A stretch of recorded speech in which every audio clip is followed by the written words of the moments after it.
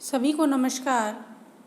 मैं राजेश पायलट राजकीय महाविद्यालय लालसोट दौसा से असिस्टेंट प्रोफेसर बिन्नी साहू इतिहास से।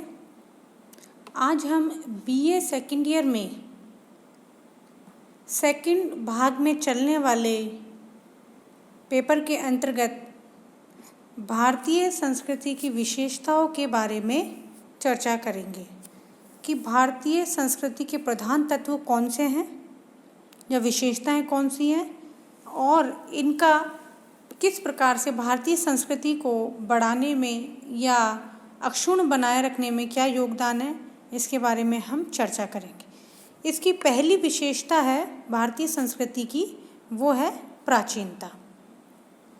देखिए, प्राचीनता की अगर हम बात कहें तो भारतीय संस्कृति विश्व की प्राचीनतम संस्कृतियों में से एक है या विश्व की प्राचीनतम संस्कृति है।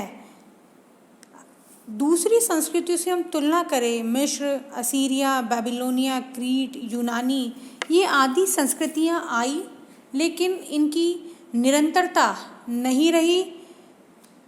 किंतु भारतीय संस्कृति का स्थायित्व हमें आज भी देखने को मिलता है। आज प्राचीन जो यूनानी व रोम धर्म के अनुयायी नहीं मिल पाते हैं, लेकिन भारतीय संस्कृति है उसको अजर अमर बनाने के लिए उसके जो फॉलोअर्स है आज भी हमें दिखाई देते हैं। नंबर 2 बात है इसके अंतर्गत, दूसरी बात है भारतीय धर्म भी आज भी वैदिक है। वो कैसे है भारतीय धर्म आज भी वैदिक कैसे है? क्योंकि आज भी हम वेद मंत्रों का उच्चारण करते हैं, यज्ञ आदि कुंड में आहुति देते हैं तथा देवी देवताओं को हम क्या करते हैं, तृप्त करते हैं। इस प्रकार से जो हम गीता कहें, महाभारत कहें, उनके जो श्लोक हैं वो आज भी हम, जैसे गीता है उसके पाठ हम आज भी अपने घरों में करवाते हैं, अखंड रामायण के पाठ करवाते हैं। तो भारतीय संस्कृति क्या है, आज भी वैदिक है, वेदों से जुड़ी हुई है। और उसके अंतर्गत जो ज्योतिष व्यवस्था है, जैसे कि हमने पहले भी आपको समझाया था कि जो वेदांग है उसके 6 अंग थे, जिसमें से शिक्षा, कल्प, निरुक्त, ज्योतिष और छठा था छंद।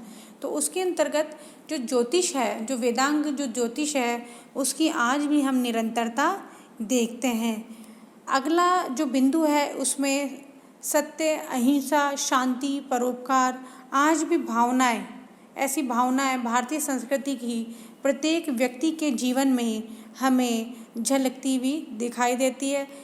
चाहे जैन धर्म हो, चाहे बौद्ध धर्म हो, वो आज भी अहिंसा और शांति का उपदेश पूरे जगत में देते रहते हैं।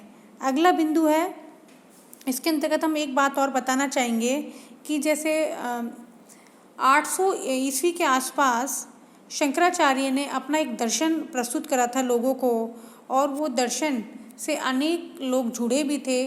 और जो अद्वैतवाद जिस दर्शन का नाम था, उसको आज भी हम आत्मा और परमात्मा, ये 2 तत्वों के रूप में आज भी हम लोग मानते हैं। तो ये भारतीय संस्कृति की विशेषता है कि कोई बात 800 साल पहले भी कही गई है, या 8वीं शताब्दी में बात कही हुई भी है, जिसको हम आज भी मानते हैं।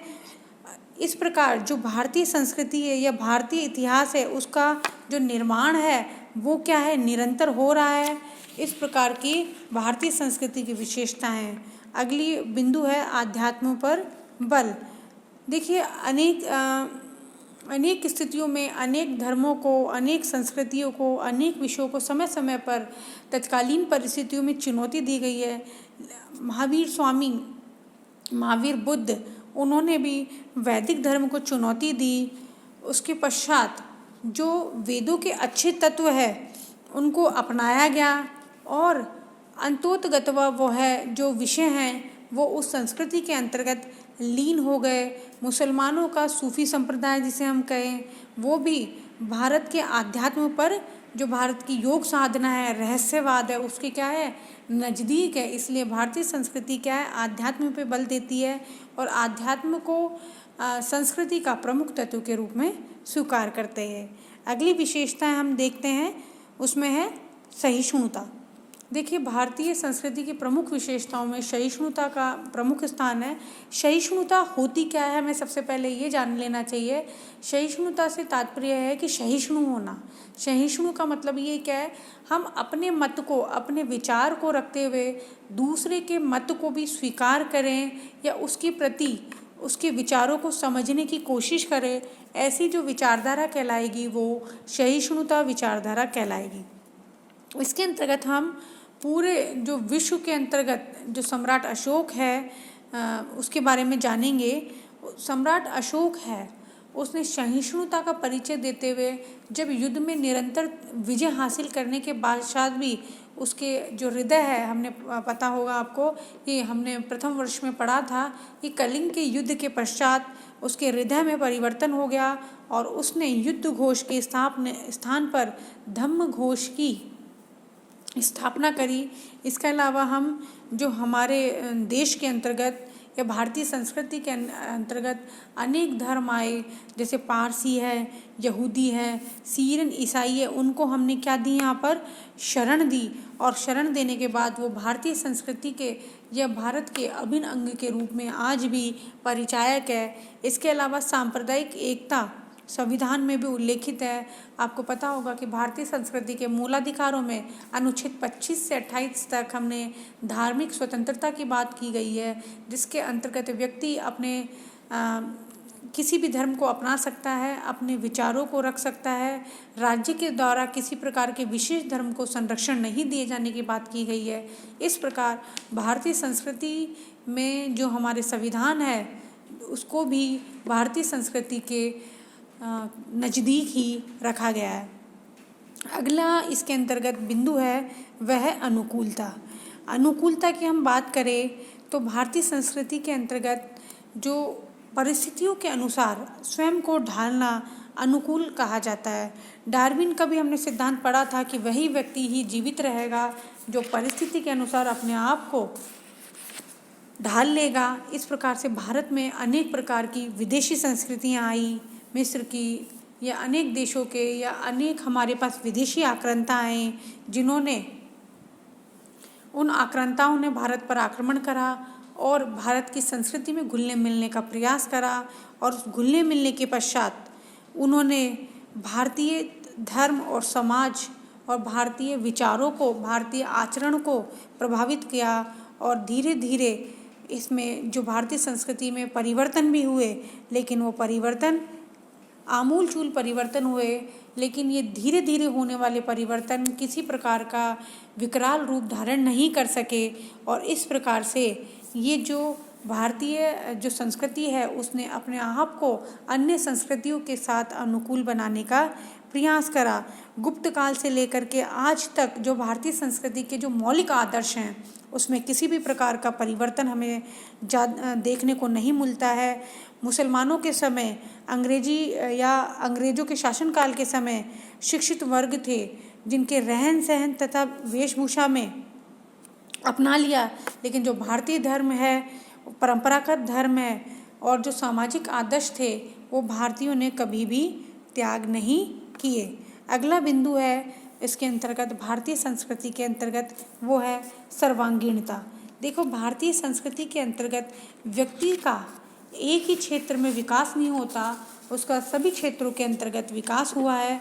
उसका ऐहिक तथा पारलौकिक, इस जगत की के साथ साथ उसके पारलौकिक उन्नति भी हमें देखने को मिलती है। और भारतीय संस्कृति के अंतर्गत व्यक्ति का न केवल शारीरिक और मानसिक विकास हुआ है, अपितु आध्यात्मिक शक्ति का भी उसका विकास हुआ है। भारतीय संस्कृति के अंतर्गत 4 पुरुषार्थ की संकल्पना की गई है, आपको पता भी है, धर्म, अर्थ, काम और मोक्ष। जहाँ पर अगर हम बात करें धर्म, अर्थ, काम और मोक्ष प्राप्त करने का प्रयत्न सभी को करना चाहिए।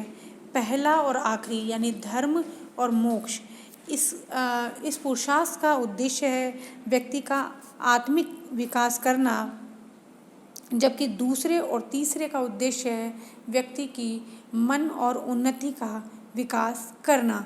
तो भारतीय संस्कृति के जो मूल तत्व हैं या अन्य जो भी इससे जुड़े हुए तत्व है, यह एक दूसरे पर निर्भर है। और इसमें व्यक्ति का सर्वांगीण विकास की हमने बात करी, तो पुरुषास्त्र के माध्यम से व्यक्ति का मानसिक और जो उसका आत्मिक दोनों विकास की बात की गई है। इसी प्रकार हम अपने 4 आश्रमों की भी हमारे यहाँ संकल्पना की गई है, जिसके अंतर्गत ब्रह्मचर्य, गृहस्थ, वानप्रस्थ और संन्यास आश्रम की हमने बात करी है। तो ब्रह्मचर्य और गृहस्थ आश्रम पहले 3 पुरुषास्त्रों को प्राप्त करने के लिए थे कि अगर हम बात करें कि धर्म और अर्थ और काम, इन तीनों का संबंध ब्रह्मचर्य तथा गृहस्थ आश्रम से था, जबकि मोक्ष की संकल्पना अगर हम बात करें तो उसका संबंध व्यक्ति के वानप्रस्थ तथा संन्यास आश्रम से जुड़े हुए थे। इसलिए व्यक्ति को न तो धर्म की उपेक्षा करनी चाहिए, न ही अर्थ और काम के प्रति अधिक उसका सेवन करना चाहिए या उसका अधिक झुकाव उसके ऊपर नहीं होना चाहिए।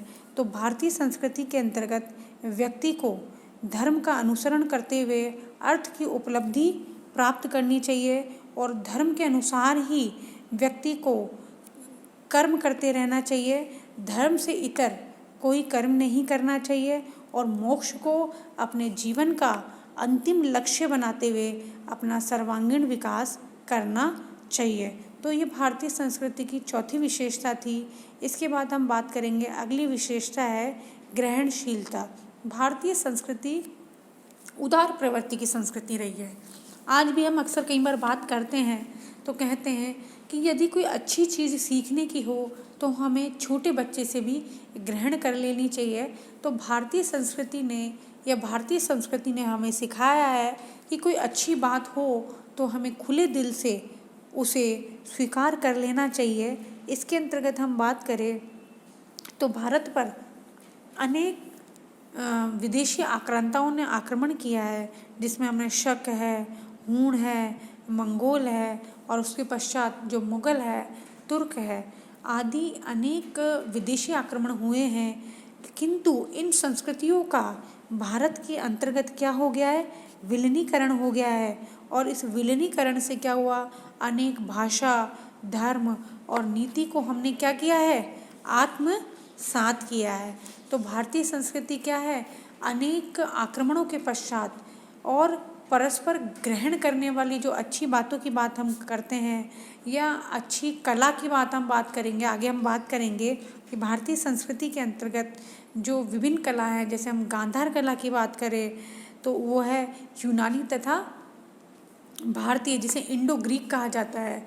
तो इंडो ग्रीक कला का जो हमें सम्मिश्रण हमें मिलता है तो ये ग्रहणशीलता का परिचायक है। इसके अतिरिक्त हमारे पास इंडो इस्लामिक कला है, जो इस्लाम और भारतीय दोनों विचारों की या दोनों कलाओं का सम्मिश्रण माना जाता है। ऐसा हम जो भारत की स्थापत्य कला है, वह चित्रकला है या मूर्ति कला है, अन्य कलाओं पर हमने उसका सम्मिश्रण हमें देखने को मिलता है। इसके अलावा अगर हम बात करें भारतीय दर्शन की, हम बात करें तो दर्शन के अंतर्गत भारत में सभी प्रकार की जो पूजा पद्धतियां हैं वो प्रचलित है। संविधान के द्वारा सभी पूजा पद्धतियों का संरक्षण है। इस्लाम अपने इस्लामिक व्यक्ति है वो मस्जिद में जा कर के, हिंदू मंदिर में जा कर के और सिख गुरुद्वारे में जा कर के और ईसाई चर्च में जा कर के अपनी जो पूजा पद्धति है उसको अपना सकता है। हिंदू अपने चाहे तो कर्मकांडों का भी प्रयोग कर सकता है, जो आज भी भारतीय संस्कृति के अंतर्गत निरंतरता का परिचायक हमें देखने को मिलता है। इसके अलावा विवाह है, इसको भी पवित्र संस्कार माना गया है। इसके अंतर्गत अलग अलग धर्मों के अंतर्गत अलग अलग विवाह पद्धतियों को भी हमने स्वीकार करा है। इसके अलावा अगर प्राचीनता की हम बात करें तो बहुपत्नीत्व तथा बहुपतित्व, ये दोनों प्रकार की विचारधारा है हमारे यहाँ थी। इसके अलावा संबंधों को अपनी इच्छा से तोड़ा जाना भी स्वीकार किया गया है। इसलिए भारतीय संस्कृति में ग्रहण और संरक्षण दोनों को स्थान है, लेकिन विध्वंस और विनाश को संरक्षण का प्राप्त नहीं है। इसलिए भारतीय संस्कृति के अंतर्गत ही मूल विशेषता है जियो तथा जीने दो। इस प्रकार से जब विदेशी आक्रांताओं का भी हमारे यहाँ आक्रमण हुआ तो अनेक जो वंश है वो भी हमें देखने को मिलता है। उसके अंतर्गत जो भारतीय इतिहास के अंतर्गत हम देखें तो अनेक भारतीय माताओं की कोख से ऐसे हमें मिश्रण मिलते हैं। जैसे मध्यकालीन भारत का इतिहास हम पढ़ते हैं तो हमने फर्स्ट पेपर में हम पढ़ेंगे आगे जाके मोहम्मद बिन तुगलक, वो कोरोना तुर्क का उदाहरण है। कोरोना तुर्क वह कौन सी जाति थी, हम आपको वहाँ डिटेल में बताएंगे कि भारतीय तो माता और पिता तुर्क, तो ऐसे से होने वाली जो संतान है वह कोरोना तुर्क के नाम से जानी जाएगी। अगली और अंतिम विशेषता है भारतीय संस्कृति की है कि भारतीय संस्कृति की आधारभूत एकता। इसके अंतर्गत हम इसे 3 भागों के अंतर्गत देखेंगे। पहली है भारत की भौगोलिक एकता। भौगोलिक एकता में हम बात करेंगे तो उत्तर में जो भारत का जो हम अगर नक्शे की दृष्टि से बात करें तो उत्तर में हिमालय है, दक्षिण के अंतर्गत समुद्र है। इसके अलावा अगर हम इसके विभाजन की बात करें तो उत्तर का मैदान है, पूर्वोत्तर भारत है, या फिर हम पश्चिमी क्षेत्र के अंतर्गत बात करें तो अनेक प्रकार के घाट बने हुए हैं। इसके अलावा यहाँ की जो भौगोलिक स्थिति है इसमें अनेक प्रकार की विषमता भी हमें देखते हैं कि जहाँ एक तरफ राजस्थान में सूखी स्थिति है, वहीं दूसरी ओर चेरापूंजी तथा पूर्वोत्तर क्षेत्र में अत्यधिक वर्षा वाले क्षेत्र हैं। इन सभी के बावजूद भी भारत के अंतर्गत हम भौगोलिक एकता देखने को मिलते हैं। अनेक भाषाएं और बोलियां बोलने वाले लोग हैं, अनेक धार्मिक जो रूढ़ियाँ हैं, रीति रिवाजों हैं, उसमें भी अंतर है। ऐसा भी कहा जाता है कि जो भारतीय संस्कृति और रीति रिवाज है उसे एक अजायब घर के नाम से या संग्रहालय के नाम से भी पुकारा जाता है। इन सब के बावजूद भी भारतीय संस्कृति में उसके अंतर्गत जो उसकी भौगोलिक एकता है, उसका भौगोलिक विषमता होने के पश्चात भी हमें वहाँ पर एकता नज़र आने लगती है। ये सब उत्तर का हिमालय हो, दक्षिण का समुद्र हो, ये सब भारत को सुरक्षित रखने के हिसाब से भारतीय संस्कृति की प्रमुख विशेषताओं में से हम एक इसे मान सकते हैं। इसके अलावा भारतीय जो दूसरा इसके अंतर्गत एकता की बात करें वो है राजनीतिक एकता। देखिए, राजनीतिक एकता हम बात कहें तो राजाओं की मनोकामना होती थी प्राचीन काल के अंतर्गत। जब हम वैदिक धर्म पढ़े थे या वैदिक धर्म के बारे में हमने देखा था पिछले गत वर्ष भी जब हमने पढ़ा था, ऋग्वैदिक तथा उत्तर वैदिक काल जब हमने पढ़ा था तो हमने आपको बताया था कि उस समय जो प्राचीन समय में जो राजा था वह अपने आप को चक्रवर्ती राजा बनने की सोचा करता था और उसके अंतर्गत वह समय समय पर राजसूय, अश्वमेध, वाजपेयी आदि यज्ञों का आयोजन करवाता था, जिससे संपूर्ण भारत में उसकी राजनीतिक एकता यानी कि उसका जो राजा का जो स्वामित्व है या उसकी विशेषता है वो सभी जगह देखने को मिले। इसके अलावा मुगलों के समय तथा अंग्रेज़ों के समय में भी एक जैसी शासन व्यवस्था थी, एक जैसे कानून थे, संपूर्ण भारत में एक जैसी राजभाषाओं का प्रयोग किया जाता था। और यही चीज़ हमने देखा कि व्यक्तियों में जब हमारा राष्ट्रीय आंदोलन हुआ तो लोगों में राष्ट्रीय एकता तथा राष्ट्रीय भावना के आधार पर विभिन्न प्रांतों के निवासी होने के बाद भी एक झंडे के नीचे वह तत्समय आए। इसके बाद अंतिम विशेषता जो इसके अंतर्गत बिंदु है वह है सांस्कृतिक एकता। देखिए, हम आपको बताना चाहेंगे कि भारत में जैन, हिंदू, मुस्लिम अनेक जो आधुनिक संस्कृतियां हैं वो आज भी विद्यमान है। अगर हम बांग्लादेश के मुसलमानों की बात करें या पाकिस्तानों के मुसलमानों की बात करें तो वह अरब के मुसलमानों से भिन्न है, जबकि भारत के मुसलमानों से अधिक नज़दीक है। तो हम ये कहेंगे कि भारतीय जो संस्कृति है या वह जो मुसलमान संस्कृति है वो भारतीय संस्कृति के कहीं अधिक निकट है। दूसरी बात हम कहेंगे कि भारत में अनेक धार्मिक संप्रदाय और दर्शन है, उसके नैतिक सिद्धांतों में भी एकता है। अगर हम एकेश्वरवाद की बात करें, कर्म की बात करें, पुनर्जन्म की बात करें, मोक्ष की बात करें, निर्वाण की बात करें, भक्ति योग की बात करें, बोधिसत्व की बात करें, परोपकार की बात करें, अहिंसा की बात करें, शांति की बात करें तो ये सभी धर्मों के अंतर्गत, सभी संप्रदायों के अंतर्गत इनकी समान चर्चा की गई है। इसके अलावा जो अगर हम राम के बारे में करें, महावीर के बारे में करें और पैगंबर मोहम्मद के बारे में अगर हम चर्चा करें तो हम देखेंगे कि सभी जो धर्म है, सभी जो संप्रदाय हैं, उनके लिए, उनके प्रति जो सबके प्रति कैसे हैं, शुद्ध विचार है। इसके अलावा वेद, उपनिषद, गीता, रामायण, महाभारत आदि जो जैन साहित्य है, बौद्ध साहित्य है, वो समस्त भारतीयों के लिए समान प्रेरणा के स्रोत के रूप में माने गए हैं। इसके अलावा जो भारतीय कला है, जो धर्म पर आधारित है, जैसे अजंता एलोरा है, या फिर हम बौद्ध धर्म से संबंधित सांची के, बरहुत के, अमरावती के स्तूप कहें, या जो भारतीय मंदिर शैली हैं, उन सभी को सभी धर्मों के द्वारा समदर्शी के रूप में स्वीकार किया गया है। इसके अलावा अंत में हम अपनी बात को बाइंड करना चाहेंगे कि भारत के लगभग सभी संप्रदायों ने प्राचीन काल में संस्कृत भाषा को माना है। यद्यपि जैन और बौद्ध ने समय के पश्चात पाली व प्राकृत भाषा को अपना लिया था, किंतु जब हमें प्रसार की बात आई, संस्कार तथा प्रसार की बात आई, तो उन्हें भी भारतीय संस्कृति की जो मुख्य विशेषताएं या मुख्य भाषा है, उन्हें संस्कृत को ही अपनाया।